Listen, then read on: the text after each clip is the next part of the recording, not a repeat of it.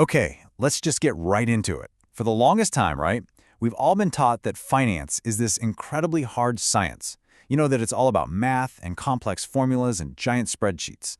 But today, we're going to look at a truly paradigm-shifting concept from Morgan Housel's book, The Psychology of Money. We're going to break this down nice and simple. What if doing well with money actually has very little to do with how smart you are and absolutely everything to do with how you behave? Seriously, it's not about what's punched into your calculator, it's about what's going on in your head. To really get this, consider one of the most shocking paradoxes out there. Take Ronald Read. He was a humble guy from rural Vermont. He spent 25 years fixing cars at a gas station, and then another 17 years sweeping floors as a janitor at JCPenney. Well, when he passed away in 2014, he literally shocked everyone who knew him. Why? Because he left behind an estate worth over $8 million. And no, he didn't win the lottery. He just quietly saved what little he could, invested in steady companies, and then just waited for decades. Meanwhile, look at Richard Fiscone. This guy was a highly educated, Harvard-trained finance executive, the total opposite of Ronald. He had a massive home with 2 elevators and 7 garages, the whole shebang.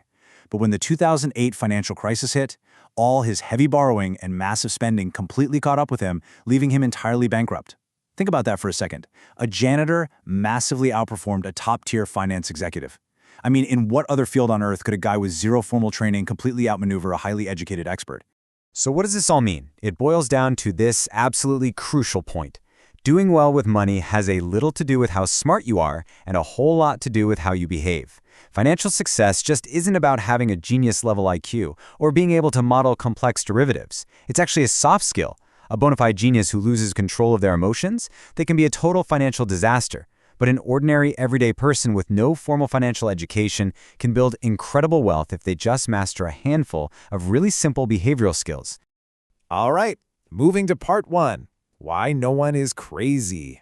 Now, you might be wondering, if behavior is so important, why in the world do people make such wild choices with their money? Well, the truth is, no one is actually crazy. We all make decisions that make perfect sense to us at the time, based entirely on our own unique life experiences. We just experience completely different realities.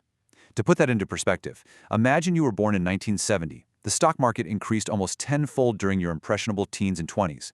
You grew up basically hardwired to believe it's this unstoppable wealth-generating machine. But if you were born in 1950, the market went literally nowhere during those exact same formative years. Those two people are going to walk through the rest of their lives with completely unshakable and vastly different views on investing. And that highlights a deeply humbling fact. Your personal experiences with money make up maybe 0.0000001% of what has actually happened in the world. But here's the kicker. Those same experiences make up about 80% of how you think the world works. You can read about the Great Depression or high inflation, sure, but unless you actually lived through it, you don't carry those emotional scars. We all like to think we know exactly how the world works, but honestly, we're all just guessing based on a tiny, microscopic sliver of reality. Let's move into part 2, wealth is what's hidden. I want you to think of wealth kind of like a giant iceberg. What society sees on the surface is almost never the full picture.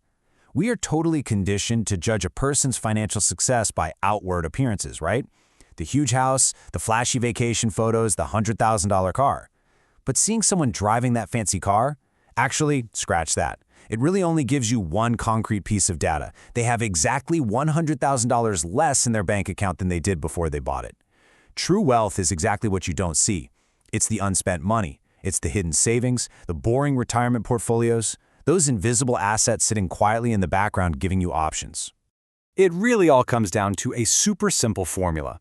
Savings equals income minus ego. If you want to increase your wealth, the easiest way isn't necessarily busting your back to raise your income. It's actually just raising your humility. Once your basic comfortable needs are met, any extra spending is usually just your ego talking. It's money spent purely to show other people that you have money. When you realize that saving is basically just a daily struggle against the instinct to show off, you take back control. You don't even need a specific reason to save. You just need to care a little bit less about what other people think of you. Okay, part 3. The highest dividend is freedom. So, say you do start accumulating that hidden wealth. What's the ultimate goal here? It's definitely not just endless accumulation. Psychologists have actually studied what truly makes human beings happy. And across the board, the universal fuel of joy isn't the size of your house or the brand of clothes you're wearing. It is simply having control over your own life. The ability to do what you want, when you want, with who you want, for as long as you want, that is completely priceless. That is absolutely the highest dividend that money can possibly pay. And the cool thing is, this freedom builds in your everyday life in little steps. Step 1.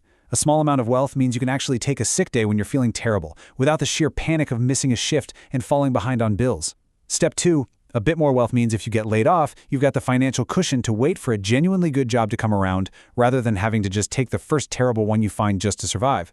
Step 3. High wealth means you get to retire when you want, totally on your own terms. Saving bit by bit incrementally builds your everyday freedom. Ultimately, it just buys you peace of mind. Which brings us to our final section, Part 4, Surviving the Long Game. Listen, getting wealthy is only half the battle. Staying wealthy, that requires a completely different mindset. You have to embrace a survival mentality as the absolute cornerstone of your strategy. The secret to massive wealth isn't picking the perfect stock or magically timing the market perfectly. It is simply surviving long enough to let your money compound. It's exactly like planting an oak tree. Compounding only works if you give an asset years and years to grow. If you're constantly interrupting it, digging it up, or taking massive risks that wipe you out entirely, well, the magic stops. You need a margin of safety so that no matter what the crazy economy does, you never face a catastrophic loss that knocks you out of the game completely. So let's bring this all together. If I were just a favorite uncle sitting you down at the kitchen table to give you some plain, simple wisdom, this is exactly what I'd tell you. First, save just to save. Seriously, you don't need to be saving for a car or a house. Save just to buy yourself a margin of safety in an incredibly unpredictable world. Second, be nicer and a lot less flashy. Trust me, no one is as impressed with your stuff as you are. If you want respect and admiration, use kindness and humility, not horsepower and chrome. And finally, use money to control your time, because having agency over your day is literally the single greatest life hack for happiness that exists. Which leaves us with one final memorable question for you to really chew on. Are you managing your money just to look rich to people you don't even know? Or are you managing it to sleep well at night? The financial path you choose depends entirely on your answer to that. Just remember, money isn't just about math and spreadsheets. It is entirely about psychology. Think about how you behave with your money today, and I promise you, your future self is going to thank you for it.